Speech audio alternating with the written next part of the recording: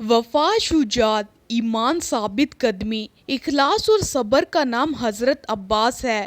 حضرت فاطمہ کے بعد 10 سال تک حضرت علی نے شادی نہیں کی۔ پھر ایک دن لوگوں کے اصرار پر حضرت علی نے حضرت عقیل کو بلایا اور فرمایا میرے ساتھ شادی کے لیے ایک نیک، پاک باز اور بہادر خاتون کی تلاش کریں۔ بس کچھ ہی عرصے کے بعد ایک مشہور قبیلے کی لڑکی سے آپ کا نکاح ہو گیا، جن کا نام بھی فاطمہ ہی تھا۔ بعد میں یہ ام البنین کے نام سے مشہور ہوئیں۔ امیر المومنین حضرت علی کو اللہ پاک نے ام البنین سے 4 بیٹے عطا کیے، جو کہ سارے ہی کربلا میں شہید ہوئے۔ ان سب میں سب سے بڑے حضرت عباس تھے۔ حضرت عباس 4 شعبان 26 ہجری کو مدینہ منورہ میں پیدا ہوئے۔ امیر المومنین حضرت علی کبھی کبھی جناب عباس کو اپنی گود میں بٹھاتے تھے اور ان کی آستین کے پیچھے الٹ کر بوسہ دیتے اور آنسو بہاتے تھے۔ ایک دن ان کی ماں ام البنین نے اس ماجرے کو دیکھا تو حضرت علی نے فرمایا، یہ ہاتھ اپنے بھائی حسین کی مدد اور نصرت میں کاٹے جائیں گے، میں اس دن کے لیے آنسو بہا رہا ہوں۔ حضرت عباس نے حسنین کریمین کے ساتھ تربیت پائی۔ جب آپ جوان ہوئے تو لوگ آپ کی دانش مندی اور بہادری کی مثالیں دیتے تھے۔ جب حضرت علی شہید ہوئے تو آپ اس وقت 14 سال کے تھے۔ آپ نے اس عظیم صدمے کو برداشت کیا اور جنازے کو رات میں دفن کیا۔ بس اسی دن حضرت عباس کے امتحان شروع ہو گئے، جو سب کے سب آپ نے ہمت اور صبر سے برداشت کیے۔ آپ ہمیشہ حضرت امام حسین علیہ السلام کے شانہ بشانہ رہے، بلکہ حضرت عباس ہمیشہ بنی ہاشم کے 30 نوجوانوں کا حلقہ بنا کر حضرت امام حسین علیہ السلام کی حفاظت کے لیے ان کے ساتھ رہتے تھے۔ آپ نے ہمیشہ اپنے آپ کو حضرت امام حسین علیہ السلام کا غلام بنا کر پیش کیا، نہ کہ بھائی۔ یہاں تک کہ کربلا کے میدان میں بھی آپ نے اپنی غلامی اور وفا کا مظاہرہ کیا۔ ابن زیاد جانتا تھا کہ جب تک عباس کربلا کے خیموں میں موجود ہے ہم ان تک نہیں پہنچ سکتے، اس لیے اس نے ایک چال چلی کہ شمر ملعون کو 4000 سپاہی دے کر حضرت عباس کے پاس بھیجا۔ شمر نے حضرت عباس کو کہا کہ میں ابن زیاد کی طرف سے تمہارے اور تمہارے بھائیوں کے لیے امان نامہ لکھوا لایا ہوں، اس لیے تم یہاں سے جا سکتے ہو۔ بس یہ سننا تھا کہ حضرت عباس کا چہرہ سرخ ہو گیا۔ آپ نے امان نامہ پکڑا اور اس کے 2 ٹکڑے کر دیے اور فرمایا کہ ہمت ہے تو مجھ سے مقابلہ کرو۔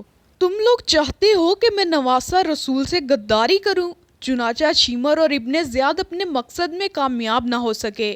پھر کربلا کے میدان میں جب باری باری سب شہادتیں پیش کر رہے تھے، حضرت عباس نواسہ رسول سے عرض کرتے ہیں کہ آقا حسین اب مجھے بھی اجازت دے میں ان یزیدیوں کو جہنم واصل کروں۔ لیکن حضرت امام حسین علیہ السلام فرماتے ہیں کہ عباس یہاں شجاعت کا نہیں بلکہ ہمارے صبر کا امتحان ہے۔ حضرت عباس خیموں کے گرد چکر لگا رہے تھے کہ بی بی سکینہ ہاتھوں میں مشکیزہ لیے جناب عباس کے قریب آئیں اور کہنے لگی کہ چچا عباس، میرے اصغر نے 3 دن سے پانی نہیں پیا۔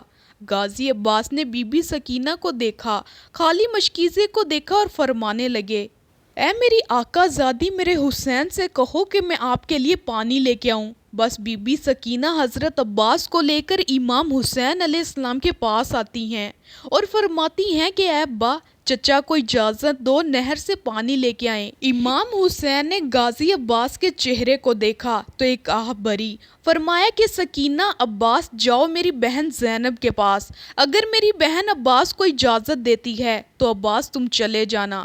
حضرت عباس اور معصوم سکینہ بی بی حضرت زینب کے خیمے کے قریب آتے ہیں۔ جب بی بی زینب حضرت سکینہ کی معصومیت کو دیکھتی ہے تو حضرت عباس کو نہر سے پانی لانے کی اجازت دے دیتی ہیں۔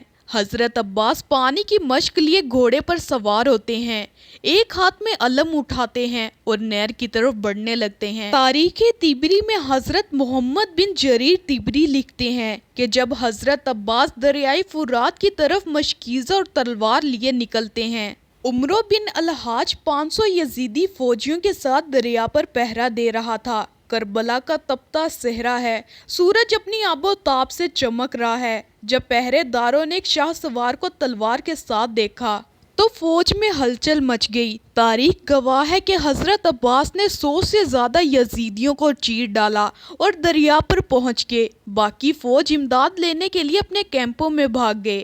حضرت عباس نے اپنا علم دریا کے کنارے گاڑا اور مشق میں پانی بھرنے لگے۔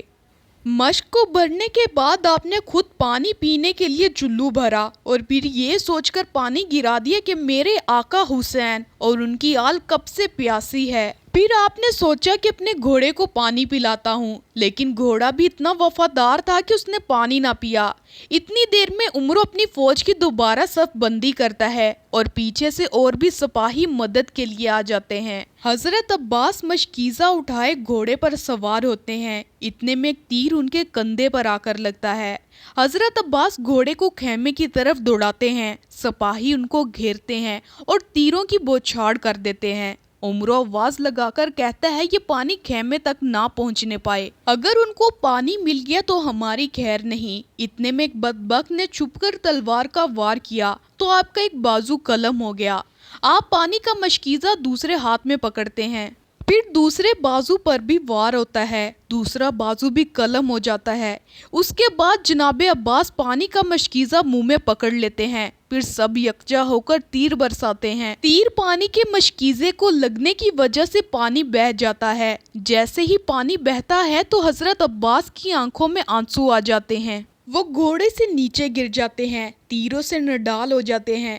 یزیدی فوج فتح کے نعرے لگاتے ہوئے واپس ہو جاتے ہیں۔ جب حضرت امام حسین علیہ السلام حضرت عباس کو گرتا دیکھتے ہیں تو وہ ان کی طرف بڑھتے ہیں اور آ کر حضرت عباس کا سر مبارک اپنی گود میں لے لیتے ہیں۔ حضرت عباس پہلی مرتبہ حضرت امام حسین کو اپنا بھائی کہہ کر پکارتے ہیں اور معافی مانگتے ہیں کہ میں معصوم سکینہ کے لیے پانی نہ لا سکا۔ اتنے میں آپ کی روح آپ کے جسم مبارک سے نکل جاتی ہے۔ اب ساری شہادتیں ہونے کے بعد جب سارے سر گردنوں سے اتار دیے جاتے ہیں اور ان کو نیزوں پر چڑھایا جاتا ہے تو حضرت عباس کا سر نیزے پر نہیں رکتا اور بار بار گر جاتا ہے۔ یزیدی فوج پریشان ہو کر حضرت امام زین العابدین سے پوچھتے ہیں کہ ایسا کیوں ہے، جس پر آپ ایک تاریخی جملہ فرماتے ہیں میرے چچا نے ساری زندگی حضرت امام حسین کی برابری نہیں کی تو اب مرنے کے بعد ان کا سر بھی حسین کے سر کے برابر نہیں رک سکتا۔ یہ سن کر شمر کہتا ہے کہ عباس کے سر کو گھوڑوں کی زین سے باندھ دو۔